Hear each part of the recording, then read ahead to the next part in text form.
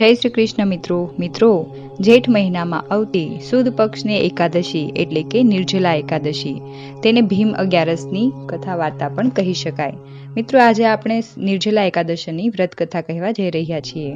ત્યાર પહેલા જો મિત્રો વિડીયો સારો લાગે તો અમારી ચેનલને લાઇક, શેર અને સબસ્ક્રાઇબ જરૂરથી કરજો। તો કથા વાર્તા કંઈક આ મુજબ છે। જેઠ સુદ એકાદશીની કથા કહેતા શ્રીહરિ કહે છે કે જેઠ સુધી એકાદશી નિર્જલા એવે નામે પ્રસિદ્ધ છે। તેનું પૂજન પ્રિય પત્નીની સાથે જુઈના પુષ્પોથી કરે, નૈવેદ્યમાં દહીં ભાત આપે, અર્ધ્યમાં કેરીનું ફળ અને છત્રીનું દાન કરે। આવી રીતે પૂજનની સાથે વ્રતને કરનાર પુરુષ ઈચ્છિત સુખને અવશ્ય પામે છે। તે વિશે પવિત્ર કથા કહું છું, તો સાંભળો। એક સમયે વ્યાસ મુનિ ફરતા ફરતા હસ્તિનાપુર પ્રત્યે આવ્યા, ત્યારે 5 ભાઈ પાંડવો તથા કુંતાજીએ પૂછ્યું કે સર્વ પાપોનો નાશ કરે અને આ લોકમાં પણ સુખ સંપત્તિ પ્રાપ્ત થાય એવું કયું સાધન છે? ત્યારે વ્યાસજી કહેવા લાગ્યા કે એવું તો 12 માસની સર્વે એકાદશીના ઉપવાસ કરવા એ જ સર્વેમાં ઉત્તમ સાધન છે। તે સિવાય એવું બીજું કોઈ ઉત્તમ સાધન નથી। ત્યારે ભીમસેને કહ્યું કે હે પિતામહ, હે વ્યાસજી, આ મારા 4 ભાઈઓ માતા કુંતીજી અને દ્રૌપદીજી ક્યારે એકાદશીને દિવસે ભોજન કરતા નથી, પણ મારાથી ભૂખ વેઠી શકાતી નથી।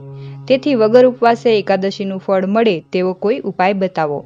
એવું ભીમસેનનું વચન સાંભળી વ્યાસજી બોલ્યા કે જો તને સ્વર્ગ વહાલું અને નર્ક અનિષ્ટ હોય તો બંને પક્ષની એકાદશીઓએ ભોજન કરવું નહીં।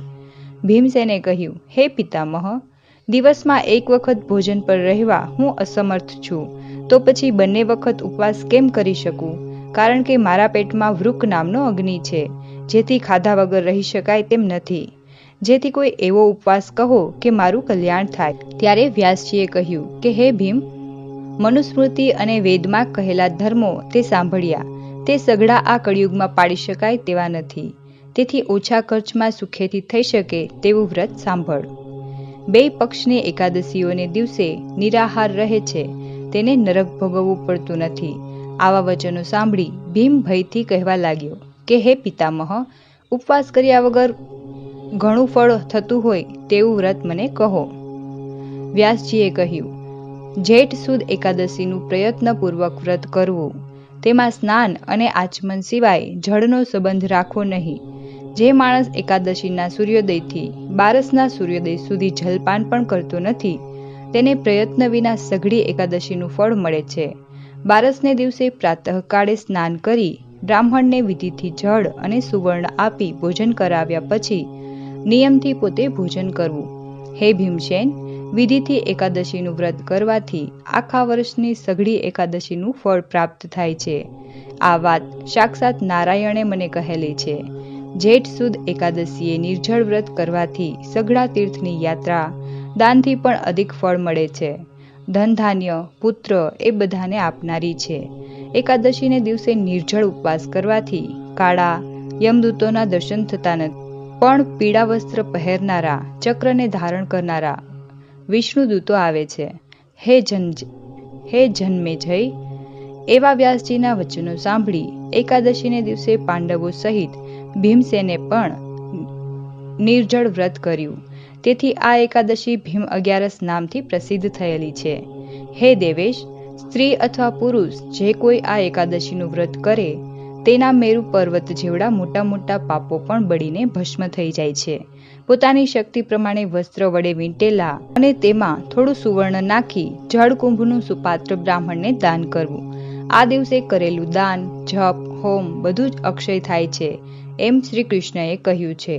હે રાજન, જે માણસ એકાદશીને દિવસે અન્ન ખાય છે તે અલોકમાં ચંડાલ થાય છે, અંતે નરકમાં પડે છે। નિર્જલા એકાદશીનું વ્રત કરવાથી બ્રહ્મ હત્યા કરનાર, મદ્યપાન કરનાર, ચોરી કરનાર, બ્રાહ્મણનો દ્રોહ કરનાર પણ સર્વ પાપોથી મુક્ત થાય છે। હે રાજન, નિર્જલા એકાદશીને દિવસે શ્રદ્ધા રાખવી, નારાયણનું પૂજન કરવું, બ્રાહ્મણોને વિવિધ પ્રકારનું ભોજન કરાવવું, ઉત્તમ દક્ષિણા આપી પ્રસન્ન કરવા। જો બ્રાહ્મણો પ્રસન્ન થાય તો સાક્ષાત નારાયણ પણ પ્રસન્ન થાય છે। જે માણસો આ એકાદશીને દિવસે ઉપવાસ કરે છે, નારાયણનું પૂજન કરે છે, દાન આપે છે, રાત્રે જાગરણ કરે છે, તેના સેંકડો વંશજો વૈકુંઠ ધામમાં જાય છે। એકાદશીને દિવસે સુપાત્ર બ્રાહ્મણને અન્ન, વસ્ત્ર, સૈયા, ગાય, આસન અને કમંડલનું દાન કરનાર અવશ્ય વિમાનમાં બેસીને સ્વર્ગમાં વચાય છે. જે આ કથા ભાવથી સંભળાવે તે સ્વર્ગને પામે છે. જે માણસ સર્વ પાપોનો નાશ કરનારી એકાદશીનું વ્રત કરે છે તે સર્વ પાપોથી મુક્ત થઈ મોક્ષપદને પામે છે. આવી રીતે મહાભારતમાં અને પદ્મ પુરાણમાં જેઠ શુક્લ પક્ષની નિર્જલા એકાદશીનું મહાત્મ્ય કહેલું છે. તો મિત્રો, આ હતી જેઠ સુદ એકાદશી એટલે કે નિર્જલા એકાદશીની કથા વાર્તા. જો વિડીયો અમારો સારો લાગે તો અમારી ચેનલને લાઇક, શેર અને સબસ્ક્રાઇબ જરૂરથી કરજો. જય શ્રી કૃષ્ણ.